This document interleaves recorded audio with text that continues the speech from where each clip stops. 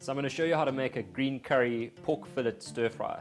Now, pork fillet is one of these ingredients a lot of people are quite nervous about cooking. It can be quite intimidating because it dries out quite quickly if you cook the whole fillet. But with this recipe, if you slice it thin enough, it actually goes nice and tender in the sauce, and even a novice can overcook it and it'll still be nice and tender. So we're going to kick off by making the green curry sauce. Just going to pour in some coconut milk, and we're basically going to make the Thai curry sauce in advance. So we're going to add in curry paste, a little bit of fish sauce. This is what we add instead of salt when we're making Thai food. And then to add the acidity, we always use fresh lime juice instead of lemons or whatever else you would use. And add a little bit of chicken stock and some garlic. Now it says here finely chopped garlic. I'm not going to chop the garlic, I'm just creative. Okay, and then I'm going to put about a handful of coriander and a handful of basil in there. Now with the Thai curry, these stalks, they kind of add a little bit of texture, so I'm going to keep the leaves and the stalks separate just because I want to chop the stalks slightly more finely. But they almost act as like another additional ingredient. So I'm going to stir fry those when I add in the spring onions and peppers. Now these, I'm just going to chop roughly. I call this running my knife through. So you can see there are some bits that are whole, and it's going to add great color and a little bit of texture. This whole sauce goes in right at the end, and basically as it heats up, it's going to heat up those herbs and release all the flavor into the sauce. So we just give it a little mix. Check the seasoning. You always want to get a nice balance of salty and sour, and that's perfect. Stalks, peppers, sprouts, mange tout.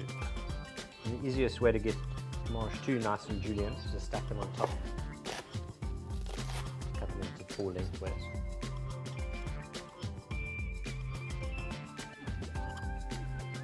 Okay, so I've done all my chopping, and now I'm going to cut the fillet. If you cut the fillet first, obviously you have to go and wash the board. I'm just going to cut this as thin as I can. And it doesn't have to be super neat. It's all going to go into the sauce.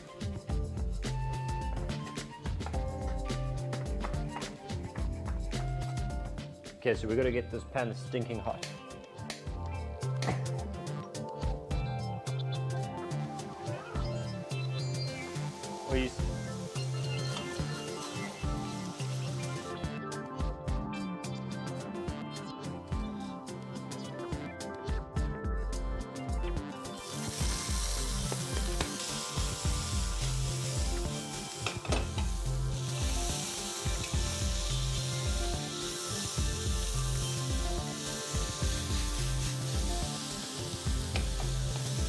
Until they've wilted enough, but I still want to keep that crunch. And the moment they hit that spot where they're slightly wilting but still crunchy, we're going to add in the sauce and then we bring it to the boil and serve it straight away.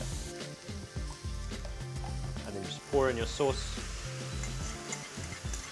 See all those flavors boiling together nicely. Give it a little stir.